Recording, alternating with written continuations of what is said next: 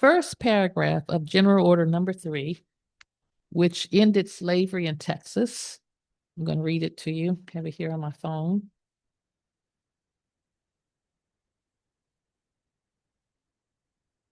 It says, the people are informed that in accordance with the proclamation from the executive of the United States, all slaves are free. Yay, we're free, we're free. This involves an absolute equality of personal rights and rights of property between former masters and slaves, and the connection heretofore existing between them becomes that between employer and hired labor. So this is where the mural gets its name, absolute equality. I was astounded the first time I read this, that in 1865, the term absolute equality was being used with regards to African Americans. It was extremely progressive, more progressive than any of the other freedom documents of the era. However, that was one of the goals that was to follow emancipation, equality. Emancipation didn't mean equality. That was something that we are still working on. Hence the diversity, equity, inclusion initiatives that are being dismantled these days. After slavery ended, there were ongoing efforts across the South to return African Americans to a similar fate as slavery. These efforts included sharecropping, chain gangs, convict leasing, Black codes, Jim Crow laws, racism, segregation, and other government-sanctioned discrimination. So no, African Americans did not receive absolute equality and were not truly free. They were free-ish. Free-ish. Yeah. There are several key similarities between Juneteenth and diversity, equity, and inclusion efforts that show the importance of inclusion and the long, hard struggle for freedom and justice. Let's take a look at some of them. So Juneteenth commemorates the end of slavery in the U.S., symbolizing a major step toward freedom and justice for African Americans. DEI initiatives aim to create fair and inclusive environments by addressing systemic inequalities in workplaces, schools, and communities. Both represent efforts to confront and correct historic injustices and promote equity and inclusion for marginalized groups, which, as Catherine was speaking to us about earlier, includes women. In the mural, everybody turn to page 26. Oh, Rachel has it. Okay, so let's take a look at the mural. It's on page 26 in the magazine. So this beautiful magazine is yours to keep. The park board has generated many promotional activities for this month of June because it is the 200th anniversary of the Galveston Port. It is the 160th anniversary of Juneteenth, and it's the 125th anniversary of the 1900 storm.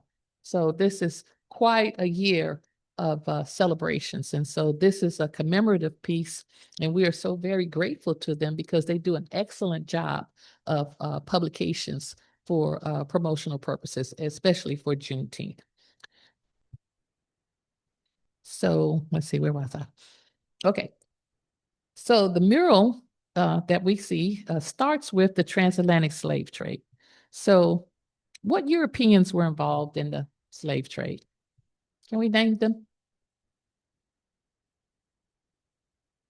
Okay, raise your hand, and then tell me, okay. Portuguese, okay? Yes, the Portuguese. Who else? The French, the British, the Dutch, Spanish, Anybody else? A lot of those early popes were involved. With nationality would they have been? Italians, exactly, yeah. So there were many people, Europeans, and then there, of course, there were the Americans and the Africans involved in the transatlantic slave trade. So this is really the first international global commerce in the world, the first. So, who started the transatlantic slave trade and the assault on our very first marginalized group? Who would that be? Christopher Columbus. Yes. And what year was that? What year did he get here? Everybody knows that one, right? 1492, Columbus sailed the ocean blue. Yes. Okay, great. So that's been over 500 years ago, and we are still working to level the playing field for all Americans. So, acknowledgement of history. Juneteenth is rooted in the historical reality of delayed freedom and the long struggle for civil rights.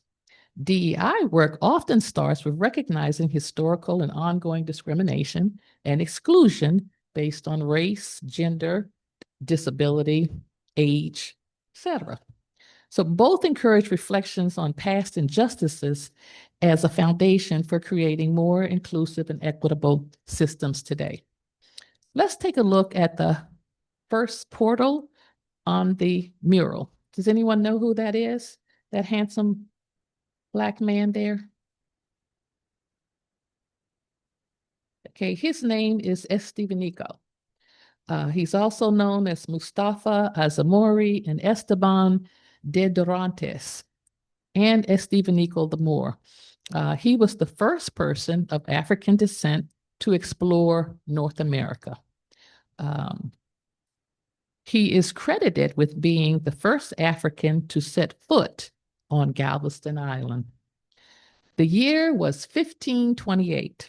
What is the year we usually hear about as the first time Africans are brought to the New World? Okay, that's the British version of Black history, right? So there is an African American or Black history version that pertains to each of those European nations that we described: the Spanish, the French, the Portuguese, the Dutch, the Italians. We don't know those versions of Black history because we need to go to those countries. We need to go to Brazil to hear the Portuguese version. Go to Aruba, maybe they have a African American history museum, but we don't know the struggles of those people because we don't speak their languages and we're not taught. We're only basically taught the British version. But we know that Columbus got here in 1492, and that ushered in slavery, international slave trade. So we're talking about at least 100 years before the British version.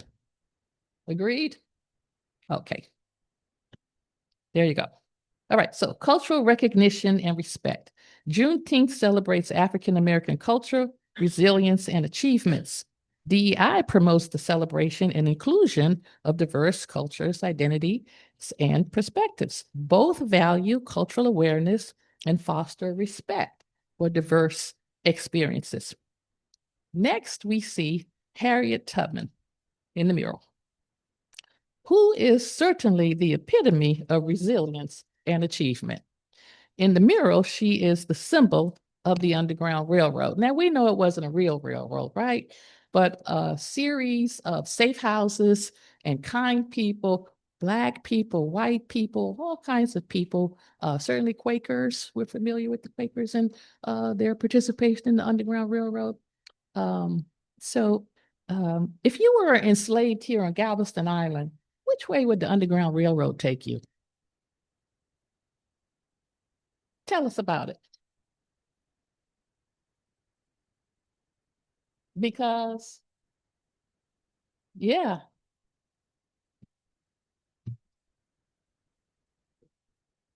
you guys are so smart. Yes, absolutely. So Mexico had abolished slavery in the 1830s, and they hated slavery. Why? Because they had been enslaved by the Spanish. So they were done with it.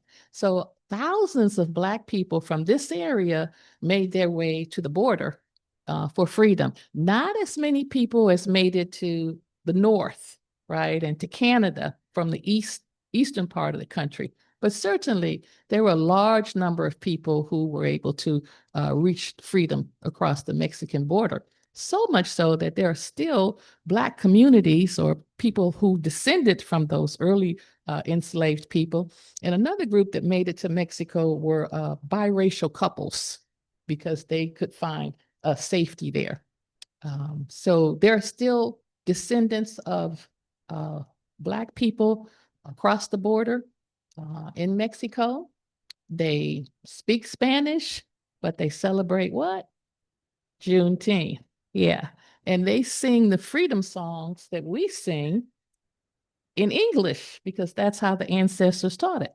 So if you go there, you'll see written on some of their buildings the words of Negro spirituals in English. So it's an amazing story that they have. But Naciamentes is one of those settlements in case you wanted to take a look.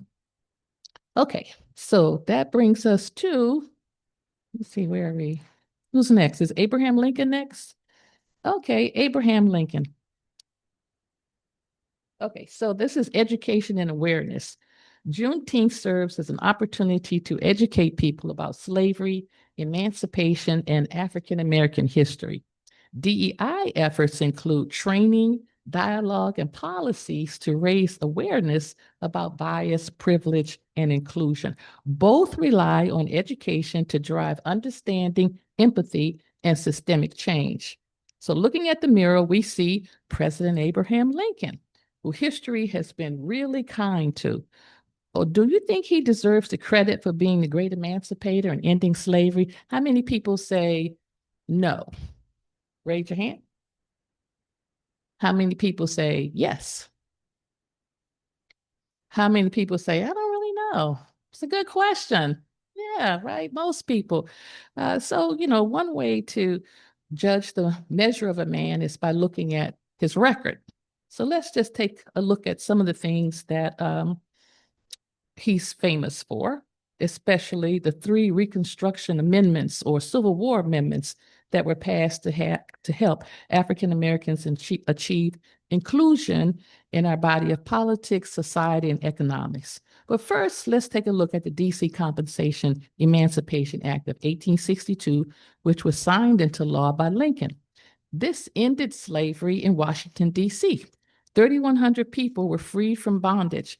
This is April of 1862, right? So then next up, we have the Emancipation Proclamation, Lincoln's proclamation. It went into effect January 1st, New Year's Day, 1863. It freed enslaved people in Confederate territories, setting the stage for broader legal and social changes that would follow. All right, next up, we have the 13th Amendment. With Lincoln's encouragement, the 13th Amendment passed by Congress January of 1865. It officially abolished slavery throughout the United States.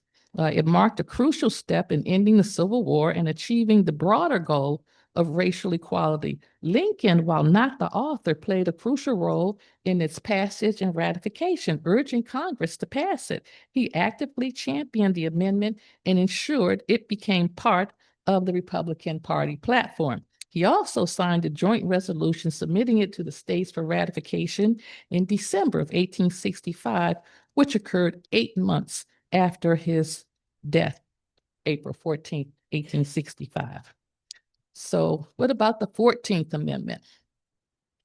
While Lincoln didn't directly author the 14th Amendment, his actions and vision significantly shaped the need for it and paved the way for its passage. His policies, especially the Emancipation Proclamation and the 13th Amendment, laid the groundwork for the 14th Amendment's focus on defining and granting citizenship, birthright citizenship, to formerly enslaved people and ensuring equal protection under the law. So President Trump has been complaining that the 14th Amendment and its birthright citizenship should not apply to migrants or people who he says who are here illegally, that they aren't deserving of birthright citizenship, and that this clause in the 14th Amendment was specifically written for, I think he called it slave babies. All right. Yeah. So he wants to revoke that clause for certain people. But he is right. It was written for African Americans so that they could become citizens, even though the 13th Amendment ended slavery, unless you were convicted of a crime. And this is how we get uh, convict leasing and chain gangs and some other horrors. Um, but the 13th Amendment ended slavery, but it didn't grant citizenship. And so for that, the 14th Amendment was needed. Okay, so then we have the 15th Amendment. Lincoln's support for what did the 15th Amendment do? Does anybody know? Anybody?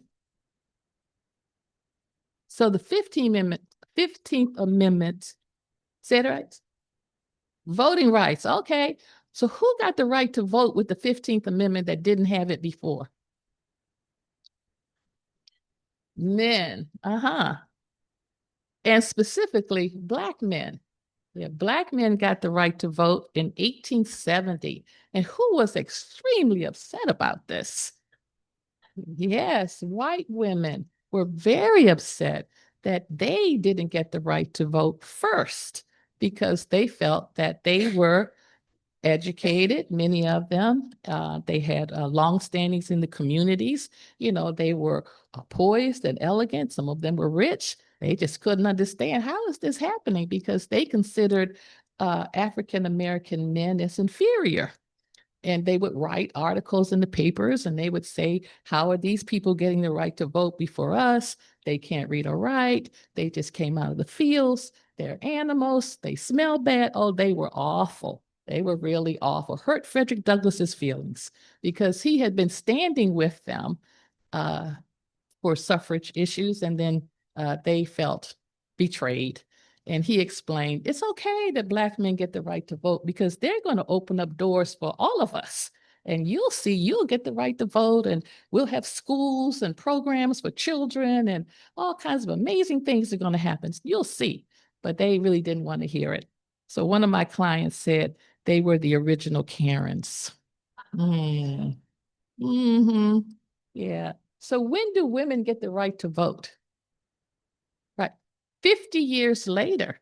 So it wasn't those ladies who in 1870 who were complaining that got the right to vote. They died trying. Yeah. So it would have been their granddaughters and, you know, their elderly daughters who in fact got the right to vote. Yes, but Lincoln's support for Black suffrage was evolving during the Civil War.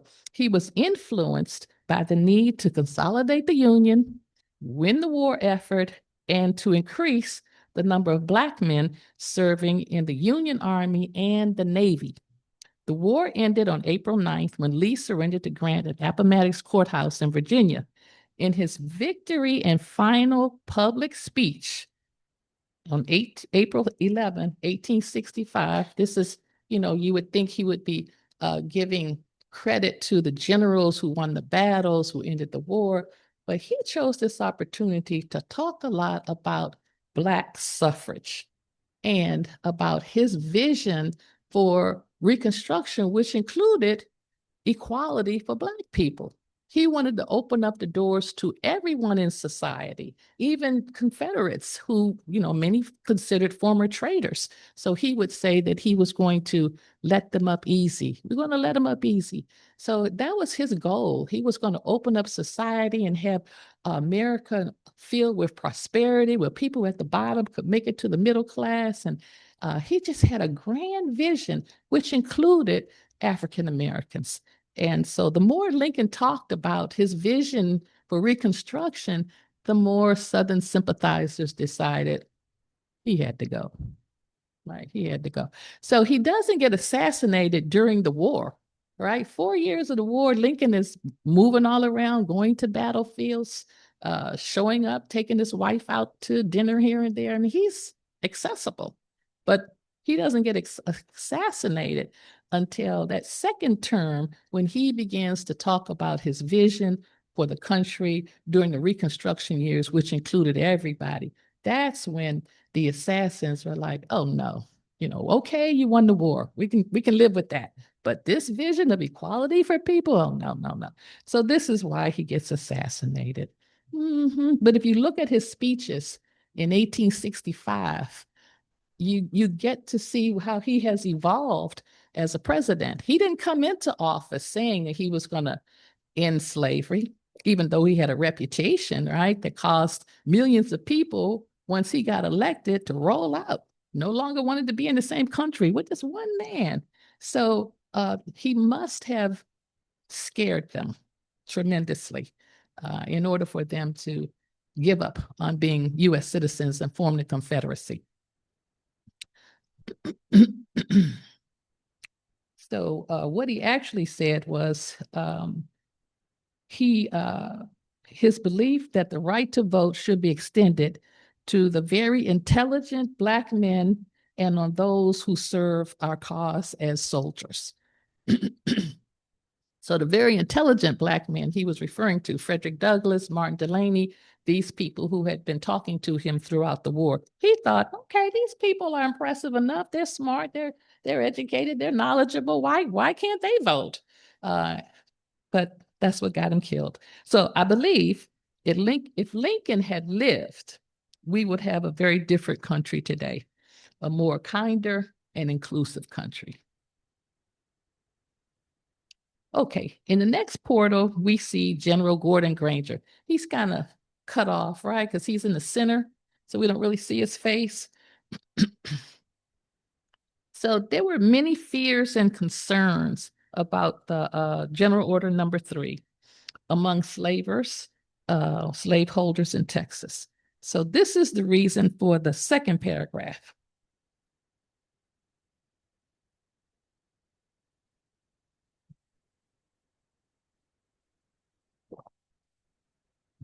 So by the way, General Order Number 3 is written in cursive across the bottom of the mural. You probably already know that, but that's where it is. So it says that the freedmen are advised to remain at their present homes, excuse me, and work for wages. They are informed that they will not be allowed to collect at military posts and that they will not be supported in idleness, either there, here, elsewhere, nowhere. Not going to support them at all.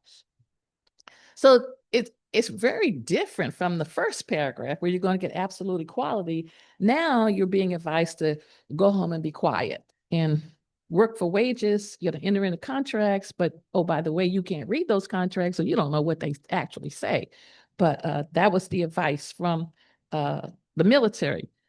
So one notable citizen wrote, "To give the Negro absolute social, civil, and political equality would be to bring down ruin and distress upon both races." This is what James E. Scott of Waverly wrote. "If only the well-being of the Negro be considered, it will be found to consist in his continuation in a subordinate relationship to the white race. For those who would not remain on the plantation, Scott believed jails, penitentiaries, pillories, and whippings must be multiplied. However," he continued, "happily, General Gordon Granger feels the pressure of his duty and has earnestly enjoined the Negroes to remain with their masters and has prohibited them from traveling on public thoroughfares without papers or permits from their employers." See what I meant by free-ish? So because of this, we found that the conditions written into the order that was supposed to bring freedom for enslaved also set the tone for non-compliance. As we acknowledge and celebrate Juneteenth as a holiday that extended freedom to more Americans, we find strict qualifiers on that freedom set immediately thereafter in the city, Galveston, where it occurred. These seeds would go on to develop into larger systemic oppression, the effects of which are still impacting our country 160 years after the Civil War. Thus, the need for calls to action. Juneteenth is not just a celebration, it is also a call to continue fighting for racial justice and equality. DEI initiatives are action-oriented, pushing for policy, culture, and leadership changes that promote fairness. Both inspire individuals and institutions to take meaningful actions toward a more just society.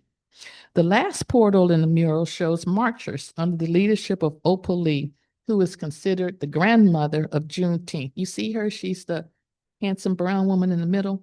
In her 80s, she began protesting um, and helped to get the federal holiday of Juneteenth across the finish line, which occurred in 2021. She was in her 80s protesting. Mm.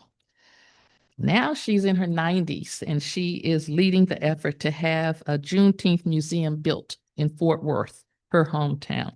Last year, she received the Medal of Freedom from Joe Biden before he left office. Kind of makes you wonder, what are we going to be doing in our 80s and 90s? Like this lady here, she's going to go down to the school board and express how she feels about that new bill. So I admire that about you. You're a great role model for the rest of us. But also in Galveston, we also have efforts underway to secure funding and a site for an international Juneteenth museum. And hopefully we can get ours accomplished before Opal Lee's. That would be good, right? Mm-hmm.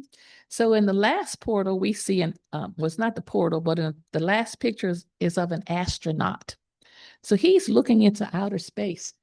And I think he's looking out there for absolute equality and respect for diversity, equity, and inclusion, because we don't have it here on Earth. Maybe it'll be on Mars or Venus or somewhere out there, right? Somewhere. Well, thank you very much for having me speak to you this morning.